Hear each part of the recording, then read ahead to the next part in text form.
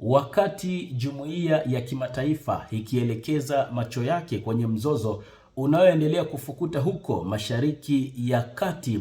Upande wa pili wa dunia, katika rasi ya Korea, ngurumo za makombora zimeanza kusikika tena.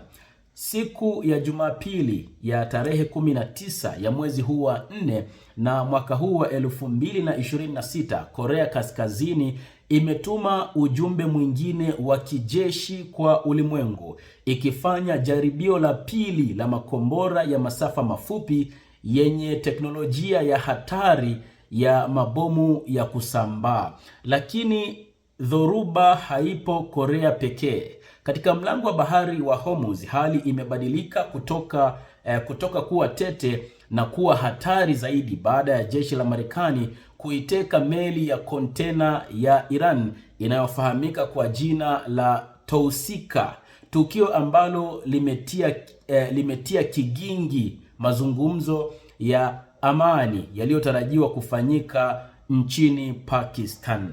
Je, majaribio ya Korea Kaskazini yana uhusiano gani na mivutano ya kimataifa? Na nini hatima ya uchumi wa dunia wakati mlango wa bahari wa Hormuz ukisalia bila meli zinazopita?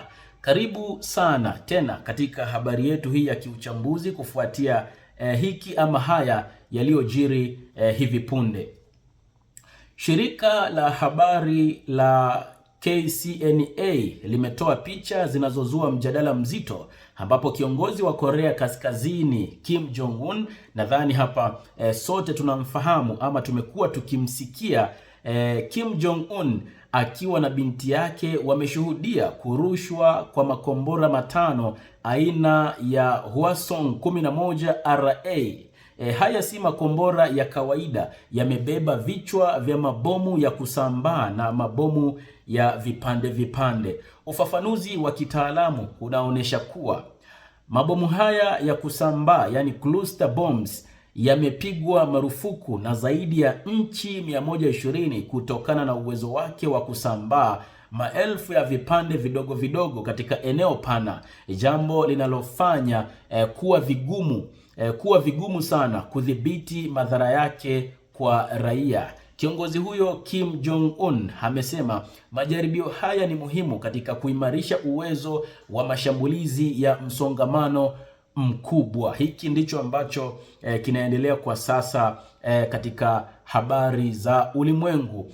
Hasa tunazidi kugusia ama kuhusianisha hiki ambacho amekifanya kiongozi huyu wa Korea Kaskazini na kile ambacho kinaendelea huko Mashariki ya Kati. Uchambuzi unaashiria kuwa Korea Kaskazini inatumia mwanya wa dunia kushughulishwa na mzozo wa Marekani na Iran ili kujiimarisha kijeshi, ikionyesha kuwa iko tayari kwa lolote iwapo usalama wake utaguswa. Wakati makombora yakilipuka huko Korea kule Mashariki ya Kati, diplomasia imeingia shimoni. Alfajiri, nitarudia hapa, kumradhi kidogo. Wakati makombora yakilipuka Korea kule Mashariki ya Kati, diplomasia imeingia shimoni. Alfajiri ya leo Jumatatu, jeshi la Marekani limeiteka meli ya Iran inayofahamika kwa jina la Tousika karibu na Ghuba. Rais wa Marekani Mr. Donald Trump amedai kuwa meli hiyo ilikaidi amri ya kutoingia katika mlango wa bahari wa Hormuz, ambapo Marekani imeweka mzingiro wa majini, yani naval blockade, tangu wiki iliyopita. Hivi ndivyo mambo yanaendelea huko Mashariki ya Kati. Lakini wakati mambo yanaendelea huko Mashariki ya Kati, hasa pale kwenye mlango wa bahari wa Hormuz, tunapata kushuhudia tukio jingine kubwa la kiongozi mkuu wa Korea Kaskazini Kim Jong-un, naye pia akifanya yake, na amekuwa akifanya matendo haya mara kwa mara pindi tu migogoro ama mizozo inapokuwa imeibuka sehemu nyingine. Watu wamekuwa wakijiuliza ni nini hasa lengo la yeye kufanya hivyo, au ni kwa sababu amekuwa akitaka ulimwengu ufahamu ya kwamba yeye si lele mama, au kuna kingine ambacho labda kipo nyuma ya pazia juu ya haya ambayo amekuwa akiyafanya endapo migongano inapokuwa inatokea katika nchi nyingine. Lakini pia wengine wamekuwa wakidai kwamba huenda naye pia amekuwa akitamani kuonesha uwezo wake wa kivita kwa kipindi cha muda mrefu, uwezo wa silaha zake ambazo wamekuwa wakizitengeneza huko Korea na vitu kama hivyo, kwa sababu ni kwa muda mrefu sana nchi ya Korea Kaskazini chini ya kiongozi huyo Kim Jong Un wamekuwa hawajawahi kujiingiza ama kuingia katika mvutano wa aina yoyote ile. So hiki ambacho amekuwa akikifanya kiongozi huyu, wengi wamekuwa wakidai kwamba huenda ni tamanio la yeye kutaka kuingia vitani na kuonesha nguvu zake alizonazo kuanzia kijeshi, lakini pia kwa upande wa silaha, hasa hizi silaha za makombora na kadhalika. Tukio hili la Donald Trump la Marekani kuzuia meli ya Iran katika mlango wa bahari wa Hormuz limekuja saa chache kabla ya mazungumzo ya amani kuanza Islamabad, Pakistan. Iran imejibu kwa hasira ikiita kitendo hicho kuwa ni upiratesi na kutangaza rasmi kuwa haitatuma wajumbe wake kwenye mazungumzo. Hii ni pigo kubwa kwa juhudi za amani, kwani kutekwa kwa tohusika kumegeuza meza ya mazungumzo kuwa uwanja wa vitisho vya kulipiza kisasi. Uchambuzi wa takwimu za usafirishaji wa meli unaonesha hali ya kushtua. Mlango wa bahari wa Hormuz ambao ni koo la mafuta duniani sasa umesimama. Ndani ya saa 12 zilizopita ni meli 3 tu pekee zilizothubutu kupita, ikiwemo meli ya mafuta ya Nero ambayo iko chini ya vikwazo vya Uingereza. Hali hii imemlazimu rais wa China Xi Jinping kupiga simu kwa mfalme wa Saudi Arabia Mohammed bin Salman kwamba China, ikiwa mlaji mkubwa wa nishati, inahimiza upitaji wa kawaida wa meli na kusitishwa kwa mapigano mara moja. Kwa upande mwingine, Kremlin huko Urusi ama Russia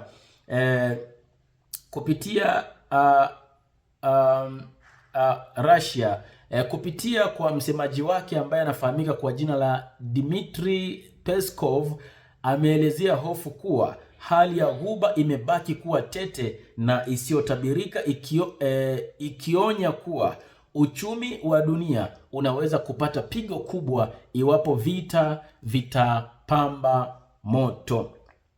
Mambo yanazidi kuingiliana, mambo yanazidi kuwa huku, lakini pia mambo yanazidi kuwa huku. Mambo yakienda huku yanarudi huku, yakirudi huku yanaenda huku. Hivyo ndivyo kulivyo huko Mashariki ya Kati, lakini pia katika baadhi ya mataifa ambayo mengine yamekuwa ni washirika wa Marekani, lakini pia mengine yamekuwa ni washirika wa Iran. Sasa tunapohitimisha uchambuzi huu ama habari yetu hii ya kiuchambuzi, ni kwamba picha inayojitokeza ni picha ya dunia inayozidi kugawanyika.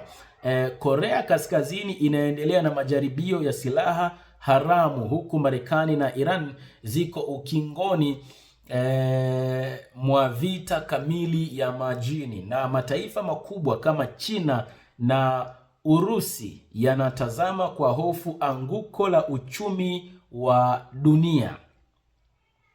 Kutekwa kwa meli ya Iran inayofahamika kwa jina la Tohusika na majaribio ya mabomu haya ya Korea Kaskazini yanayofahamika kwa jina la Hwasong-11 ni kengele ya hatari kuwa usalama wa kimataifa uko mashakani. Je, diplomasia itapata mwanya mwingine au hizi ni dalili za mwanzo wa mzozo mkubwa zaidi wa karne hii?